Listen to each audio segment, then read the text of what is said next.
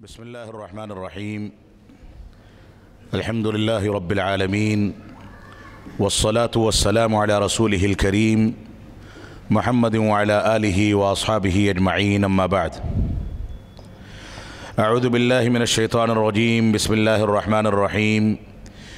إنما يعمر مساجد الله من آمن بالله واليوم الآخر وأقام الصلاة وآتى الزكاة ولم يخش إلا الله فعسى أولئك أن يكونوا من المهتدين. محترم و مکرم جناب مولانا عبدالسلام صاحب سلفی حفظہ اللہ، امیر صوبائی جمعیت اہل حدیث ممبئی عظمیٰ، دیگر علماء کرام اور سامعین کرام اور خواتین ملت اسلامیہ، بہت زیادہ اختصار کے ساتھ میں اپنے موضوع کو آپ کے سامنے پیش کرنے کی کوشش کروں گا، کیونکہ مسلسل اسفار کی وجہ سے صحت اس بات کی اجازت نہیں دے رہی کہ وقت بھی مکمل کیا جائے، لیکن اللہ رب العالمین کی کچھ باتیں آپ کے سامنے پیش کرنے کا حکم دیا گیا ہے، اور میں سمجھتا ہوں کہ رب کائنات کی عظیم نعمت ہے کہ آپ ممبئی کی سرزمین پر موجود رہتے ہوئے سارے ہندوستان کے ان علماء کو سننے کا موقع آپ کو نصیب ہوتا ہے کہ آپ بڑے آرام کے ساتھ یہاں قرآن و سنت کی تعلیم حاصل کر لیتے ہیں۔ یہ نعمت ایک ایسی نعمت ہے جس سے ہندوستان کے بہت سارے خطے محروم ہیں۔ یہ رب کائنات کا فضل و کرم ہے کہ آپ کو آرام و آسائش کے ساتھ مسجدوں کو آباد کرنے کا موقع فراہم ہے، آپ کو علمی اور منہجی بنیادوں پر خطبات جمعہ سننے کے مواقع ملتے ہیں، آپ کو گاہے بگاہے ہندوستان یا ہندوستان کے باہر کے علماء کے ذریعے سے دین کو اور تعلیم و تعلم کو اور منہج سلف کو سیکھنے اور اس پر تربیت حاصل کرنے کا موقع ملتا ہے۔ یہ ہمارے لیے خوش قسمتی ہے کہ ہم کو آپ سے مخاطب ہونے کا موقع ملا، اور یہ آپ کے لیے خوش قسمتی ہے کہ یہاں ایسا نظام موجود ہے کہ آپ شریعت اسلامیہ کے مختلف گوشوں کو سیکھنے کے لیے بڑے آرام کے ساتھ اس تک پہنچ جاتے ہیں۔ اس پر ہمارے احباب کو رب کائنات کی شکر گزاری ادا کرنی چاہیے، ورنہ فتنوں کے اس دور میں اتنی آسانی کے ساتھ منہج سلف تک رسائی، قرآن و سنت کے حقیقی مفہوم کو سمجھنے تک رسائی، یہ رب کائنات کی ایک نعمت ہے، اور جس کو یہ مل جائے حقیقت میں وہ بہت خوش نصیب ہے۔ اللہ رب العالمین ہم سب کو اس سے بھرپور فائدہ اٹھانے کی توفیق عطا فرمائے۔ میں آپ سے جس موضوع پر مخاطب ہونے کے لیے حاضر ہوا ہوں وہ سلفی منہج کا کردار ہے، جس کو مساجد سے جوڑ کر کے دیکھا جائے،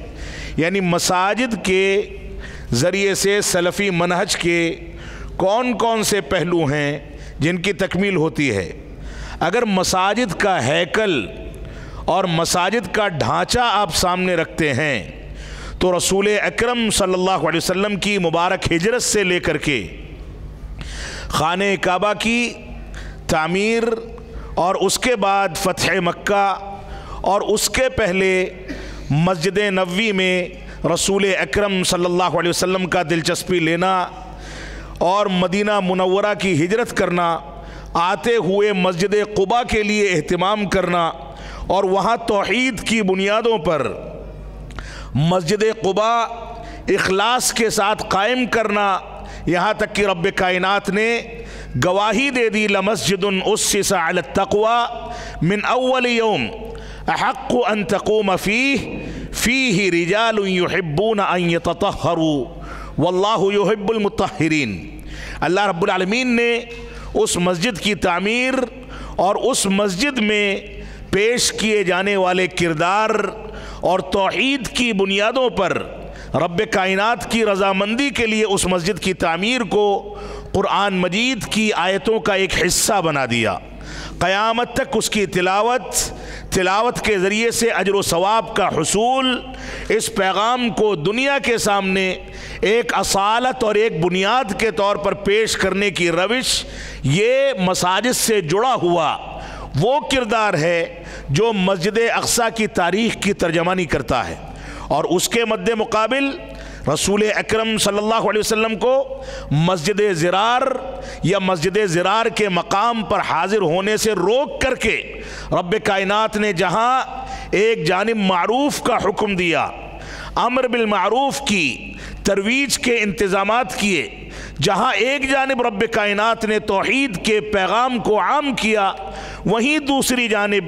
مسجد زرار پر پابندی لگا کر کے اور اس سے روک کر کے شرک اور اسلام کے نام پر کی جانے والی ان ساری کی ساری چیزوں پر پابندی عائد کر دی جو چیزیں اسلامی عقائد اور منہج سلف کے لیے کہیں نہ کہیں دیمک کا کام کرتی تھیں۔ تو یہ ہمارے لیے خوش قسمتی ہے کہ رب کائنات نے ہمارے معاشرے میں ہم کو یہ مسجدیں مہیا فرمائیں، جن مسجدوں میں دنوں رات ہم رب کائنات کی صداؤں کو سنتے ہیں، اس کی توحید کا نعرہ بلند کیا جاتا ہے، خطبات میں، دروس و محاضرات میں قال اللہ اور قال الرسول کی صدائیں بلند کی جاتی ہیں۔ تو یہ مسجدوں کا کردار سلفی منہج کی ترویج میں بہت بنیادی کردار ہے، اور کیوں نہ ہو ان مسجدوں سے کوئی اہل کلام یا بدعتی چاہنے کے باوجود ان مسجدوں سے اذان کی شکل میں، اقامت کی شکل میں، یا اسی طریقے سے نمازوں کے قیام کی شکل میں کوئی ایسی شکل اختیار کرنے پر قادر نہیں ہے کہ وہاں اشہد ان لا الہ الا اللہ کے بجائے اور اشہد ان محمد رسول اللہ کے بجائے وہ اپنی شخصیات کے کلمات کو بلند کرے۔ یہ مسجدیں خالص توحید کا پیغام دینے والے مقامات ہیں، یہ توحید کے قلعے ہیں، یہ مسجدیں اتنے مضبوط پیغام کو لے کر کے چلتی ہیں کہ اگر ایک مسلمان 5 وقتہ نمازوں کی اذانوں اور اقامت اور نماز میں پڑھی جانے والی دعاؤں، ذکر و اذکار، نماز کے طور طریقے، نماز کے خشوع اور خضوع اور نماز کے مقاصد اور اس کے تقاضوں پر غور و تدبر کر لے اور دن بھر میں 5 بار اپنے ذہن و دماغ کو اس کے لیے آمادہ کرے، تو میں نہیں سمجھتا ہوں کہ اس کے اندر کوئی فساد پیدا ہوگا، کسی انداز کا فتنہ پیدا ہوگا، وہ منہج سلف سے نکل کر کے کسی انداز کا بگاڑ پیدا کرے گا۔ تو یہ مسجدیں توحید اور منہج کا مکمل پیغام دینے کے قلعے ہیں جن کے ذریعے سے آپ کے سامنے دین کی صحیح ترجمانی پیش کی جاتی ہے۔ تو مسجد قباء کا قیام ہو یا ایسے ہی اس کے بعد رسول اکرم صلی اللہ علیہ وسلم جب مدینہ منورہ میں داخل ہوئے تو سب سے پہلے جس بات کی فکر آپ کو لاحق ہوئی وہ یہ تھی کہ یہاں کوئی ایک مرکز قائم ہونا چاہیے، مسلمانوں کا ایک سینٹر قائم ہونا چاہیے جس کی بنیاد پر ہم مسلمانوں کے درمیان فیصلے کر سکیں، جہاں سے اللہ اکبر کی صدائیں بلند ہو سکیں، جہاں سے بیٹھ کر کے مسلمانوں کی اصلاح کی جا سکے، جس مرکز میں لوگ حاضر ہوں تو امر بالمعروف اور نہی عن المنکر کے فریضے کی انجام دہی کے لیے حاضر ہوں، صرف باتیں نہ کی جائے بلکہ عملی تطبیق پیش کی جائے۔ یہ مسجدیں اور بالخصوص مسجد نبوی جو عالم اسلام کا پہلا پارلیمنٹ تھی، جو نبی آخر الزماں کا سب سے مضبوط مرکز تھی، یہ مسجد نبوی بذات خود تاریخ کا وہ حصہ ہے جس کے ذریعے سے اسلام کے تمام گوشوں کی ترویج پر عالم اسلام کے قائدین نے مکمل توجہ دی، اور یہی مسجد تھی، یہی مسجد نبوی تھی جس کے قیام میں جو کردار رسول اکرم صلی اللہ علیہ وسلم نے ادا کیا، جو اسالیب ادا کیے، جو فیصلے کیے، جن چیزوں کا انتخاب کیا، وہ ساری کی ساری چیزیں در حقیقت توحید اور اتباع رسول کا وہ پیغام تھی جن کے ذریعے سے اسلام کو قائم کرنا مقصد تھا۔ تو یہ مسجدیں ہمارے لیے اسلام کا مرکز ہیں، سلفیت کا مرکز ہیں، یہ مسجدیں ہمارے لیے قرآن و سنت کا مرکز ہیں۔ یہ مسجدیں اگر اپنی مرکزیت کو کھو دیں اور ان مسجدوں کے اندر بھی قال اللہ اور قال رسول کے بدائے قال فلان و فلان کی صدائیں بلند کی جانے لگے، اندھی تقلید شخصی کی دعوت دی جانے لگے، ان مسجدوں کو بھی اگر قال اللہ اور قال رسول سے عاری کر کے یہاں پر خرافات اور بدعات اور ہر قسم کی غلط چیزوں کی ترویج ہونے لگے تو معاف فرمائیں گے نہ اسلام بچے گا، نہ منہج بچے گا، نہ قرآن و سنت کی روح بچے گی، بلکہ یہ مسجدیں محض ڈھانچے کی شکل میں کھڑی تو رہیں گی۔ 10-20 لوگ آ کر کے یہاں پر نمازیں تو ادا کر لیں گے، لیکن ان مسجدوں سے اٹھنے والی آواز اگر قرآن و سنت اور منہج سلف کے خلاف ہوگی، اس میں بھی مصلحت پسندی اور صلح کلی کی بات کی جائے گی۔ ان مسجدوں کے ممبر و محراب کو بھی غیر علماء کے حوالے کر کے یہاں سے فتنوں و فساد کا پیغام دیا جائے گا۔ ان مسجدوں کے اندر ایسے لوگوں کو بلا کر کے اگر استقبال کیا جائے جو لوگ قرآن و سنت سے گہرائی سے کے ساتھ واقف نہیں ہے تو معاف فرمائیں گے یہ مسجدوں کے مقاصد کو فوت کرنے والی بات ہوگی۔ تو یہ مسجدیں در حقیقت توحید و سنت اور منہج سلف کا سب سے مضبوط قلعہ ہیں، جن کے ذریعے سے انبیاء کے وارث یعنی علماء کرام آپ کے سامنے قرآن و سنت کے مفاہیم کو ذکر کرتے ہیں۔ لہذا اس نعمت کو، اللہ رب العالمین کے اس انعام کو آپ سمجھیں، اس کی قدر کریں۔ یہ مسجدیں اگر آج آباد نہیں کی گئیں تو کل یہ ویران پڑ جائیں گی، اور یہ مسجدیں اگر ویران ہو گئیں تو اللہ کی قسم آپ کا دل ایمان سے ویران ہونے والا ہے، آپ کا ذہن و دماغ منہج سلف سے ویران ہونے والا ہے۔ آپ ویرانی کی یا دنیاوی زندگی کی رمق اور دنیا میں جینے اور آخرت میں ترقی حاصل کرنے کا جو ذریعہ اور جو وسائل ان مسجدوں کے اندر تلاش کریں گے وہ وسائل دنیا کے کسی خطے میں تلاش کرنے کے باوجود نہیں مل سکتا ہے۔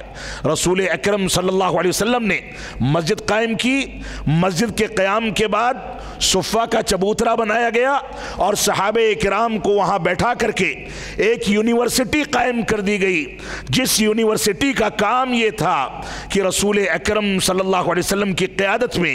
بحیثیت مربی، بحیثیت قائد، بحیثیت نبی و رسول آپ بیٹھیں اور غریب اور نادار صحابہ کرام آ کر کے آپ سے تعلیم حاصل کریں، آپ سے سیکھیں۔ اور صورتحال یہ تھی انہی مساجد کی کہ صحابہ کرام رات و دن وہاں پڑے رہتے تھے،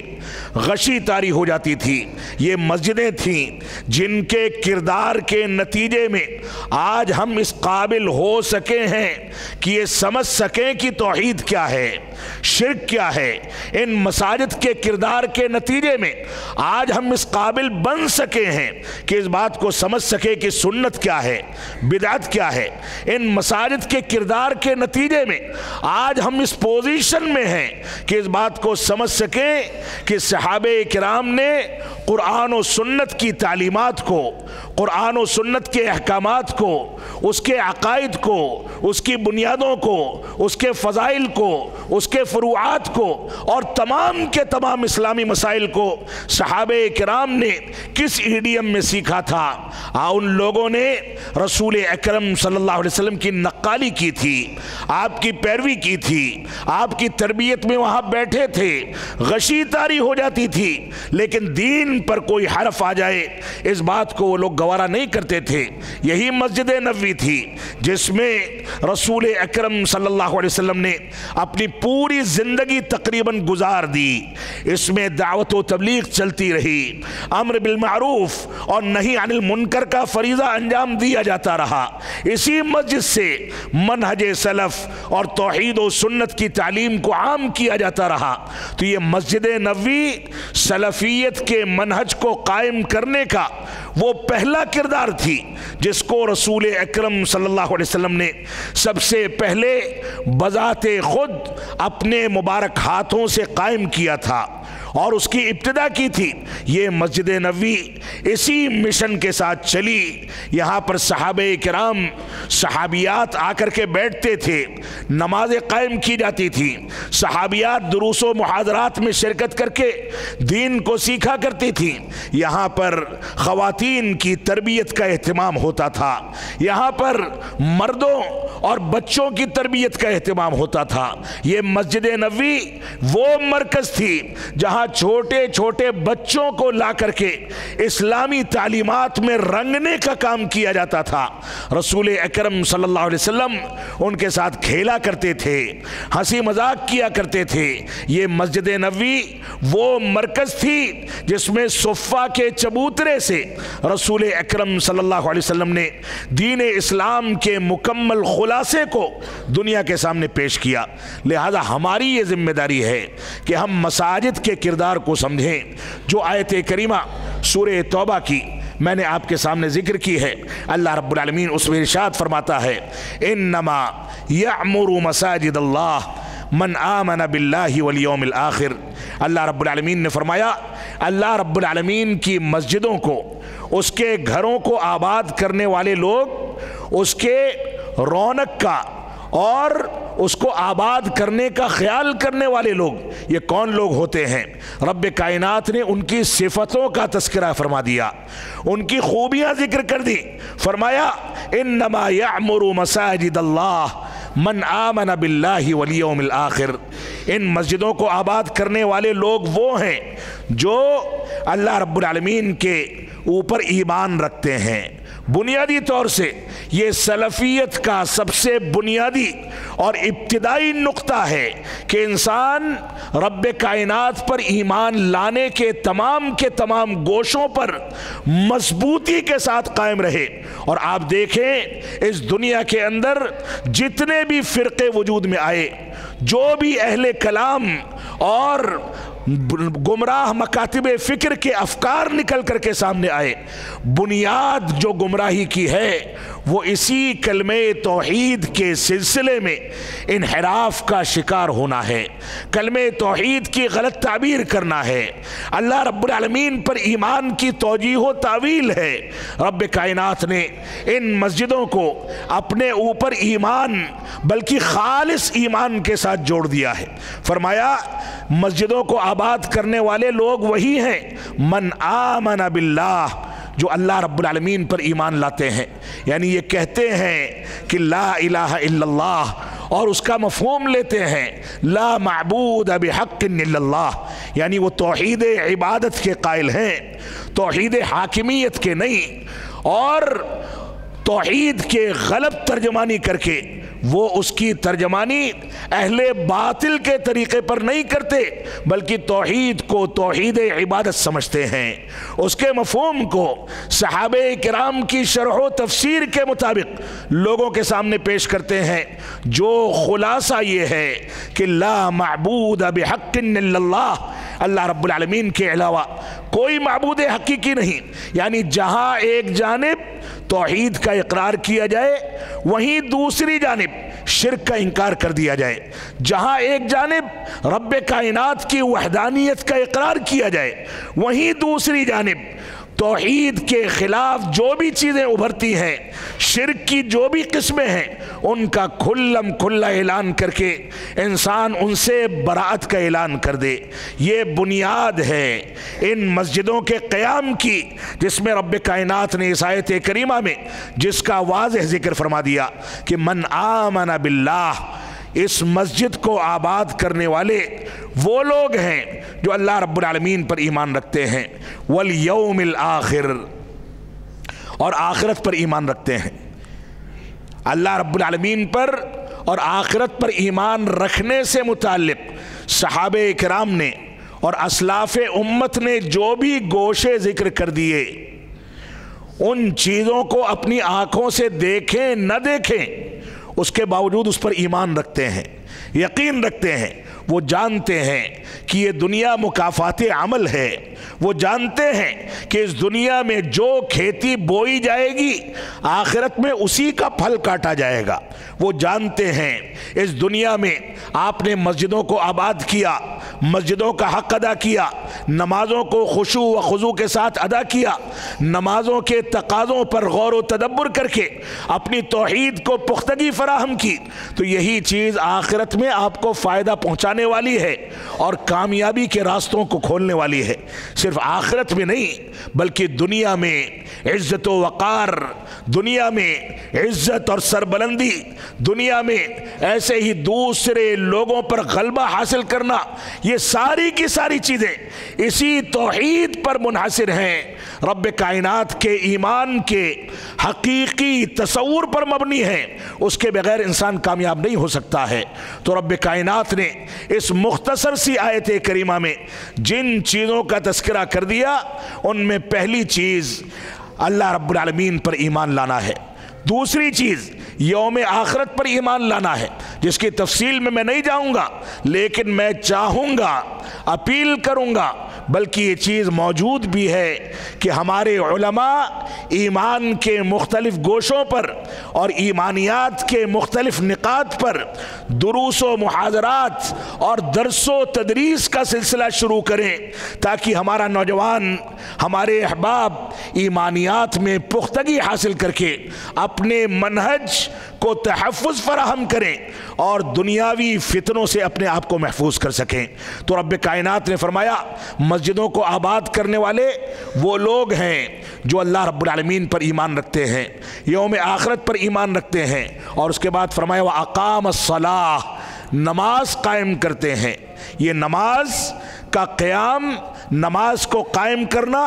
کون سی بنیادوں پر اگر کیا جائے گا تو یہ چیز قابل قبول ہوگی؟ دو بنیادی شرطیں ہیں، ایک تو یہ کہ یہ نمازیں رب کائنات کے رضامندی کے لیے اختیار کی جائیں، اس کو خوش کرنے کے لیے قائم کی جائیں، یہ نمازیں اللہ رب العالمین کے اخلاص کی بنیادوں پر ادا کی جائیں، یہ پہلی شرط ہے۔ اور دوسری شرط یہ ہے کہ بہت سارے مسائل میں جہاں اختلاف ہے وہاں اختلافات کو کنارے کر کے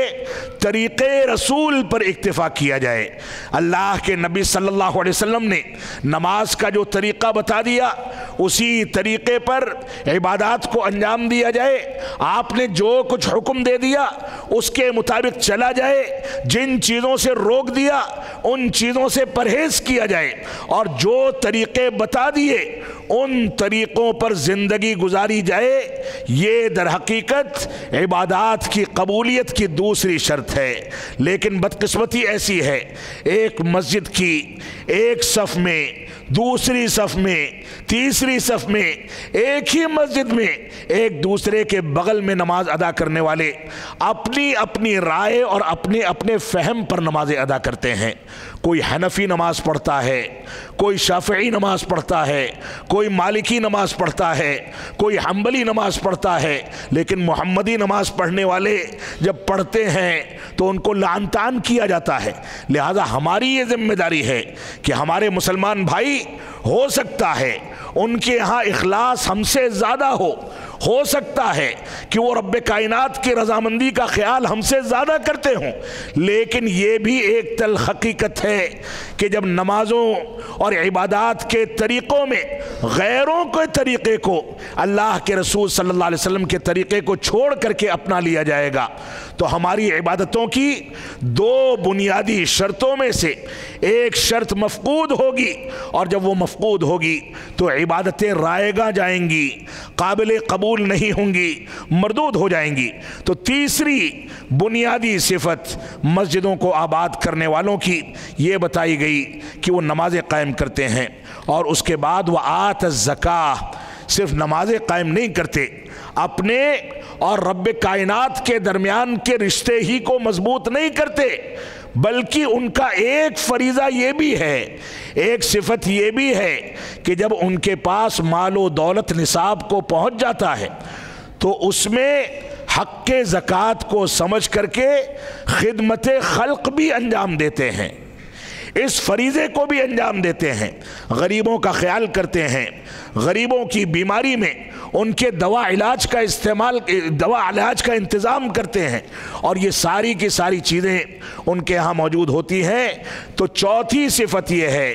कि वो ज़कात की अदायगी करते हैं। और पांचवी सिफत बताई गई, वलम यख्शा इल्लल्लाह, अल्लाह के अलावा किसी से नहीं डरते। तक़वा, खशियत और अल्लाह रब्बुल आलमीन का डर, ये उनके साथ ख़ास है कि वो सिर्फ रब्ब कायनात का खौफ रखते हैं। दुनियावी मसलहतों की वजह से अपने ईमान को, अपने मनहज को सौदा करके बेचते नहीं, बल्कि वो कुरान और सुन्नत की बुनियादों पर कायम रहते हैं और सिर्फ रब्ब कायनात से डरते हैं। और वो रब्ब कायनात से जितना ज़्यादा डरते हैं उतना ज़्यादा रब्ब कायनात उनको अपनी मदद के तौर पर मुंतखब फरमाता है, उनके लिए नुसरत नाजिल होती है, उनके लिए आसानियाँ पैदा की जाती हैं। और उसके बाद रब्ब कायनात ने खुशखबरी सुना दी, फरमाया फ़असा उलाइका अन यकूनू मिनल मुहतदीन, ये लोगों सुनो, अन करीब ये लोग हिदायत याफ्ता लोगों में शुमार किए जाएंगे। इस बात की उम्मीद रब्ब कायनात दिला रहा है। और बलागत जो लोग जानते हैं, जो लोग अरबी ज़बान की नज़ाकतों से वाकिफ़ हैं, वो ये समझ लें कि जब कोई बड़ी ज़ात किसी उम्मीद को ज़ाहिर करती है तो वो यकीन के माने में होता है। तो रब्ब कायनात ने उम्मीद का इजहार फरमा दिया। तो ये मस्जिदें वो मराकिज़ हैं जिनसे सुबह शाम न जाने कितनी बार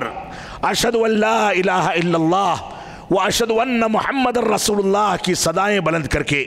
तौहीद व मनहज का पैगाम दिया जाता है। ये मस्जिदें वो मराकिज़ हैं जहाँ इकामत में यही कलिमात बार बार दोहराए जाते हैं। ये मस्जिदें वो मराकिज़ हैं जहाँ नमाज के अंदर हर रुकन की अदायगी से पहले अल्लाह अकबर की सदाएं बुलंद करके रब्ब कायनात की बड़ाई का इकरार किया जाता है। ये मस्जिदें वो मराकिज़ हैं जहाँ सजदे, रुकू, तिलावत, तशहुद और नमाज के तमाम अरकान में अल्लाह रब्बुल आलमीन की वहदानियत और मनहज व अक़ीदे और इन चीज़ों का इकरार करके अपने मनहज और अक़ीदे की तजदीद की जाती है। ये मस्जिदें वो मराकिज़ हैं कि यहाँ सलाम भी फेरा जाता है नमाज का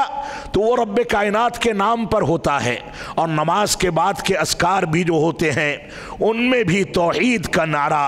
तौहीद की बुनियादें पेश की जाती हैं। तो ये मस्जिदें मुकम्मल तरीके से खुलासा हैं तौहीद व सुन्नत के पैगाम का, मनहज सलफ़ के पैगाम का। और क्यों ना हो, इन मस्जिदों के लिए रसूल अकरम सल्लल्लाहु अलैहि वसल्लम ने सारी कुर्बानियाँ पेश की। इन मस्जिदों की तामीर करने वालों और इखलास के साथ तामीर में हिस्सा लेने वालों के लिए रब्ब कायनात ने इसी तौहीद और इसी मनहज की बुनियाद पर ये खुशखबरी सुना दी कि उन लोगों के लिए क़यामत के दिन जन्नत में एक कसर तैयार किया जाएगा। और दुनिया की कोई ताकत ये साबित नहीं कर सकती कि अगर किसी ने बिदअत की बुनियाद पर कोई मस्जिद कायम की है और वहाँ सुन्नत के बजाय खुराफात का एहतमाम किया जाता है, ऐसी मस्जिदों के लिए ये खुशखबरी नहीं है, बल्कि ये खुशखबरी इस बुनियाद पर है कि ये मस्जिदें बनाई भी जाती हैं, तामीर भी की जाती हैं, और इन मस्जिदों से दिए जाने वाले दुरूस तौहीद व सुन्नत और मनहज सलफ़ की बुनियाद पर पेश किए जाते हैं। तभी उस इंसान के हिस्सा लेने के नतीजे में ये सारी की सारी कारकर्दगी उसके लिए सदक़े जारिया बनती है, और इसी सदक़े जारिया की बुनियाद पर उसके लिए जन्नत के अंदर कसर तैयार करने और महल तैयार करने का वादा किया गया है। तो हमारी ये जिम्मेदारी है कि मसाजिद के मकाम को समझें। अल्लाह रब्बुल आलमीन ने सूरह तौबा की इसी आयत के बाद आगे क्या इरशाद फरमाया, फरमाया अजअलतुम सिकायतल हाज وعمارة المسجد الحرام كمن آمن بالله واليوم الآخر وجاهد في سبيل الله لا يستوون عند اللہ۔ اللہ رب العالمین نے فرمایا ایک بہت بڑا اشارہ کیا جا سکتا ہے، بہت بڑی کارکردگی پر گفتگو کی جا سکتی ہے۔ اگلی آیت کریمہ میں رب کائنات نے واضح کر دیا، اے لوگو سنو، کیا تم یہ سمجھتے ہو کہ مسجد حرام کی تعمیر میں حصہ لینا اور ایسے ہی حاجیوں کو پانی پلانا، کھانا کھلانا، یہ ساری کی ساری خدمت خلق کی جو کارکردگیاں ہیں، کیا تم یہ سمجھتے ہو کہ اس پر اکتفا کر لو گے تو ان لوگوں کے برابر ہو جاؤ گے جو ایمان لائے اور آخرت پر ایمان رکھا؟ کیا تم لوگ ان لوگوں کے برابر ہو جاؤ گے جو اللہ کے راستے میں جہاد کرتے ہیں؟ اللہ رب العالمین نے فرمایا لا یستوون عند اللہ، یہ لوگ ان لوگوں سے برابری حاصل نہیں کر سکتے۔ بڑا بڑا سرمایہ لگا کر کے آپ آرام دے اور بڑی بڑی مسجدیں بنا لیں، بڑے بڑے کارنامے انجام دے دیں، لیکن اگر رب کائنات پر ایمان اور یوم آخرت پر ایمان کے تقاضوں کی تکمیل نہیں کرتے ہیں تو یہ اینٹ اور گارے کا ایک ڈھانچہ ہے، اس کے علاوہ کچھ نہیں ہے۔ لہذا ان مسجدوں کی مضبوطی اور اس کے استحکام کے لیے ہماری بنیادی ذمہ داری ہے کہ ہم ایمانیات پر گہرائی کے ساتھ غور و تدبر کریں اور اس کے تقاضوں کی تکمیل کریں۔ دوسری آیت کریمہ میں رب کائنات نے گویا اشارہ کر دیا ہے کہ آج کے دور میں آپ دیکھیں ہمارے معاشرے میں فلاں کو پانی پلانے اور خدمت خلق کے نام پر یہ کارنامہ انجام دینے، وہ کارنامہ انجام دینے، یہ کون سے مکاتب فکر کے لوگوں نے اس کو ترجیح دے کر کے ایمانیات کو، مناہج کو، قرآن و سنت کی بنیادوں کو کنارے کر دیا؟ بہت سارے ایسے مسلمان ہیں جو خدمت خلق کو اپنا عین فریضہ سمجھ کر کے ایمانیات اور مساجد کو آباد کرنے کے تقاضوں سے کنارہ کشی اختیار کر لیتے ہیں، اور ہم یہ سمجھتے ہیں کہ سب سے زیادہ خدمت کرنے والے وہی ہیں۔ معاف فرمائیں گے، وہ ایک کام ہو سکتا ہے لیکن اس پر بنیاد قائم نہیں کی جا سکتی۔ اس آیت کریمہ میں رب کائنات نے واضح کر دیا تم کھانا کھلاؤ، پانی پلاؤ، حاجیوں کی خدمت کرو، تم مسجدوں کی تعمیر کرو، سارے کے سارے کارنامے انجام دو، لیکن اس بات کو سمجھ لو یہ چیزیں ایمان اور